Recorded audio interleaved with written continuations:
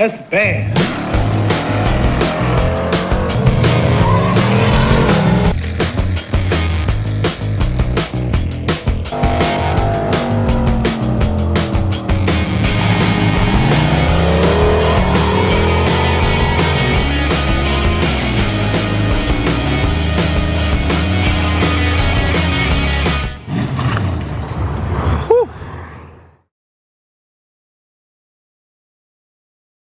Alright, I know that in the last video I said this thing was going to sit for a while before I got to work on it, but I'm kind of stuck waiting on parts for things. I'm stuck waiting on the headers for jack. Those will be here tomorrow.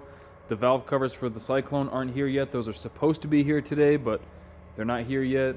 The RX-7 drivetrain-wise is all set. I just need to back half the car pretty much, or find a way to fix where it's coming apart in the back. And the Fiero, honestly, I'm just more excited to work on this right now. So that's what I'm going to do. I'm going to dig into it. I got the hood off. Surprisingly not super heavy. Like, it's heavy, but I could wrestle it off like this by myself. So that was pretty cool. And just started, and I was like, I should probably get the camera.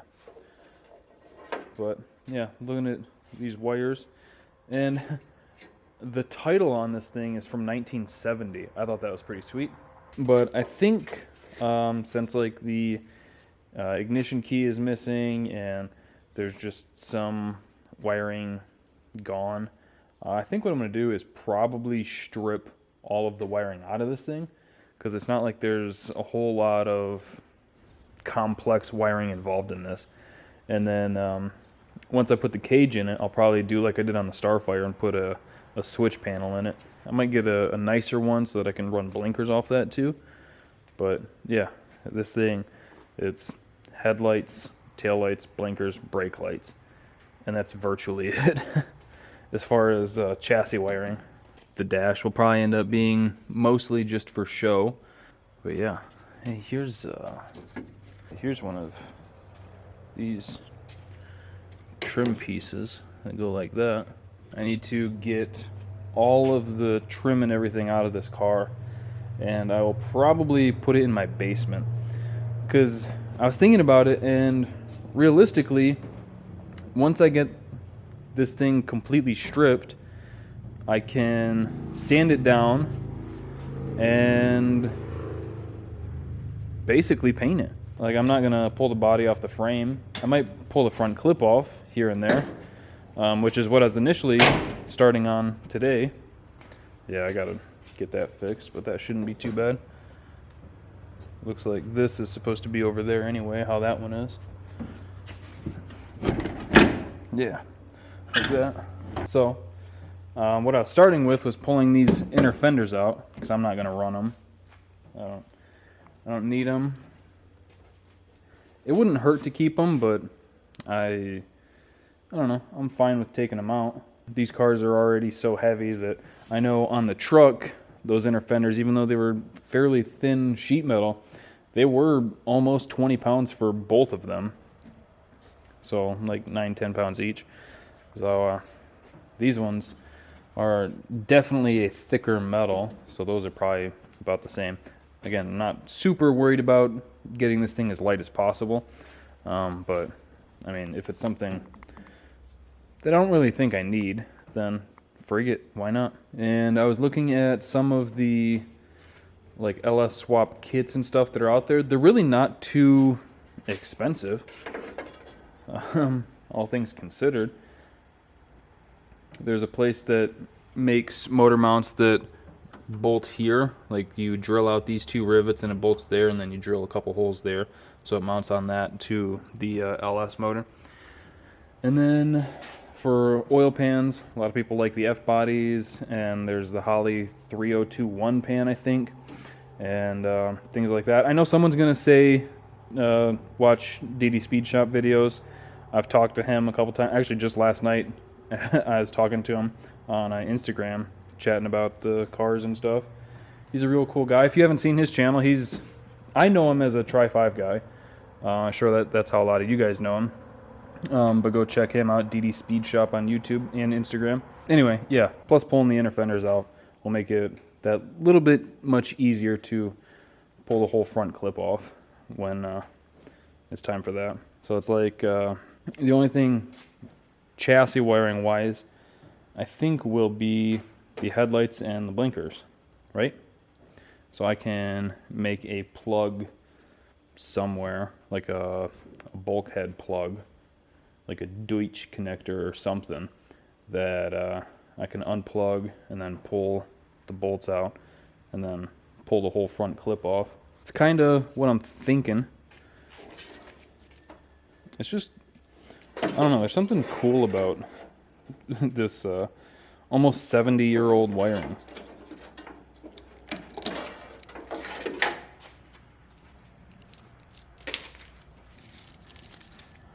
And whatever this all went to, like I said, there's going to be a lot of experimenting on this car, because I've done very shockingly little research on Tri-5s before this. I know the basics. I'm sure a lot of you guys know. Some of you guys probably know a lot more. But I am pretty sure I'll have to cut out that trans tunnel and put in a different one, a bigger one for the 4L80, maybe? I don't know. I'm not going to try to set the engine as far back as possible, so it might clear, actually. Because, I mean, the bell housing and, like, right in this area is the meatiest part of it.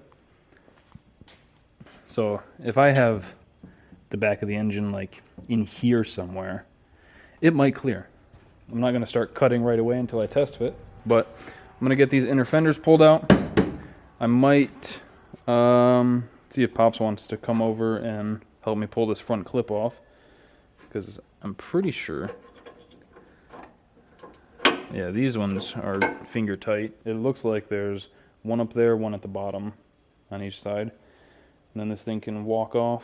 So yeah, as I was saying a second ago, I think once I get this thing all stripped, I could do some of the body work somewhat quickly, and then we could almost get this thing painted.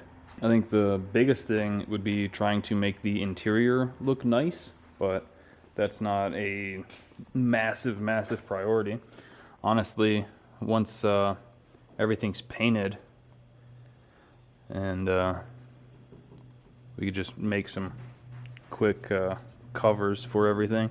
And then there was one spot on the floor down here that's got to get patched. I got to patch that trans tunnel there, where someone at some point had the a 4-speed in this.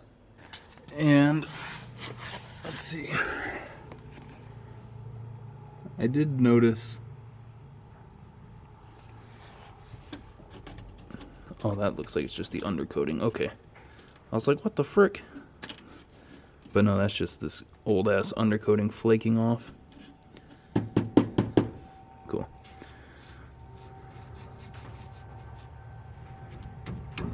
This thing's got some old, like, dirt bike looking coilovers on it. Yeah, this thing's gonna be just a fun learning experience. I don't know, I'm just excited. I'm gonna get to work pulling these inner fenders out. I keep getting distracted just admiring this whole thing.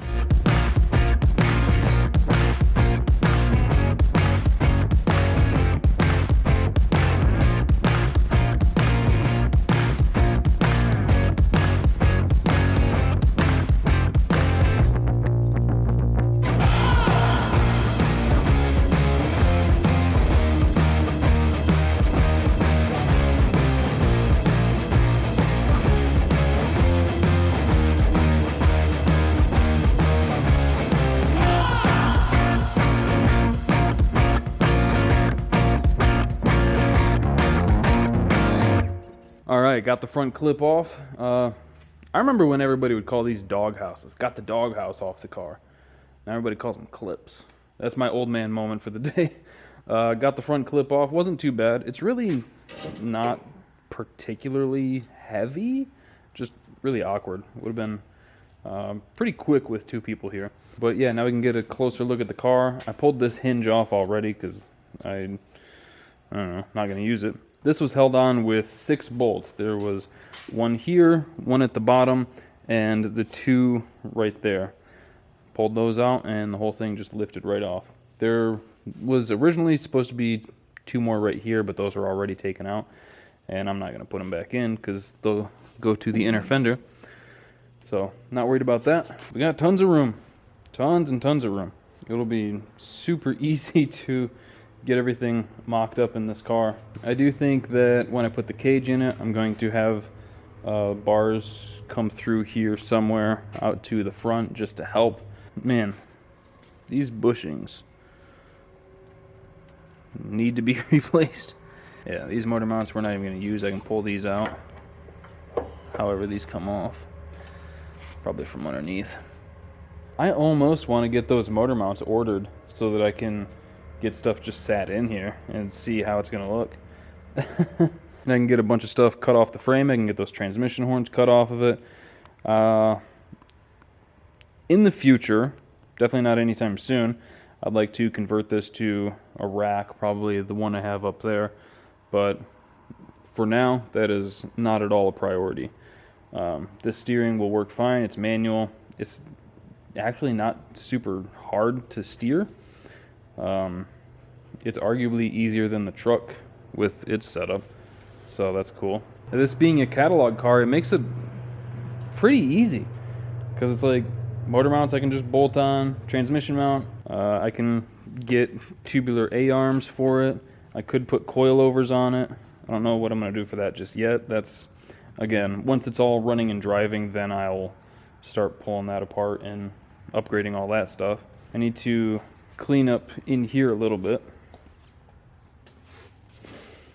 So you can see where this stud is, that it bolts to right there on the body to locate the fenders and everything. The one over here snapped off, and you can see that there's a little bit of rust here.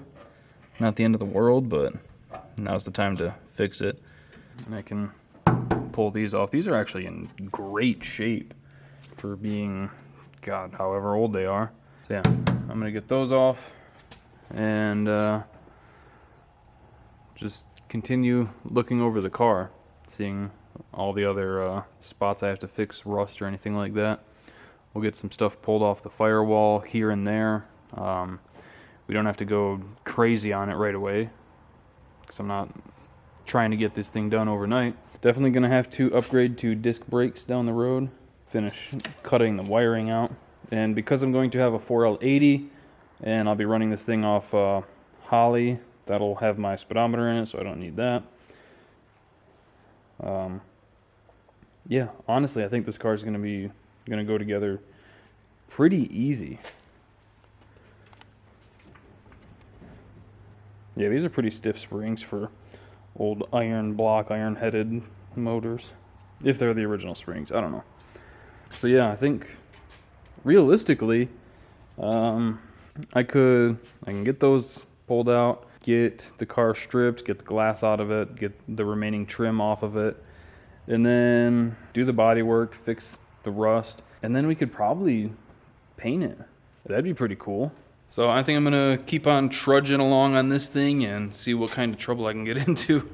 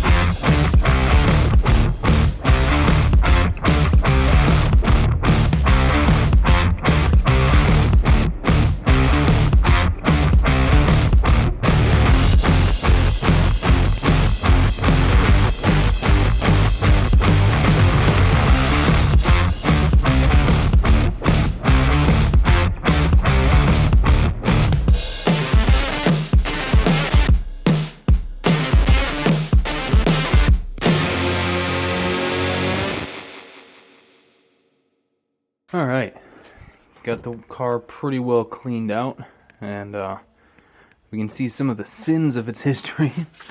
It needs floors, which we knew that. When I was looking at it, crawled under it, and saw that there's some rot there. And so they patched here, here, here, and a few spots back through here, like these corners on both sides. Looks like up there, but that's a kind of a weird one. And then since they've done their repairs, there's a few other spots that have shown their ugly heads, like right through here, that corner there, that corner there, a little bit on the edges here, and both front floorboards in about the same spots. So it's nothing crazy, and you can always tell a lot about a car's history based on how it was repaired. And you can tell that someone cared about this car enough to use stainless panels to patch it, but they probably just didn't have a way to weld those in or anything, so they used looks like a body adhesive. I can't remember the exact name of it, but like it comes in like a caulk tube, and you spray it out, and it looks like they used that. So it's not like someone just glued down some mild steel sheet metal. So you can see here how shiny it still is, so that it wouldn't rot out again. So honestly, I think if I tried to cut everything out and take my time welding in new panels and everything, I think it would turn into such a big snowball effect that I'm kind of thinking about doing a similar job to what they did. I think I'll scratch off as much of the coating on the floor and everything as I can, lay down a rust inhibitor, an encapsulator, and just kind of, I'll cut out the rot, I think, to try and prevent it, seal it up, and then just go over it. I'm going to lay a carpet down. I know that some people are going to be like, oh, it's a 55 Chevy, you got to do it right, but have you priced out floor pans for these? Someone said in the comments the Freiberger quote of don't get it right, just get it running. And I agree with that, usually. And I'm going to try to do something kind of like that here, but I also want to take the time to, while I'm at this point, it won't take super long to just patch these real quick and then throw a carpet down, and it'll last years like that. At which point, maybe I'll be able to come back and decide to do the floors the right way. So, yeah, I just want to get it good enough to where the floors are done, don't have to worry about falling through them, patch the tunnel, finish pulling the trim off, get any body work that needs to be done, painted, put a cage in it, and then we can start putting this thing together. So that's probably going to do it for today's video. Hope you guys enjoyed it. Getting to work on the 55 a whole lot earlier than I expected. And there's definitely going to be more coming up. I think this is going to be a simpler build than I anticipated. And there's not a ton of parts to come up with. Like 4 or 5 kind of biggies, but aside from that, nothing crazy. So hope you guys enjoyed the video. Thank you for watching. Thank you for subscribing, clicking that bell. And I'll see you next time. Peace.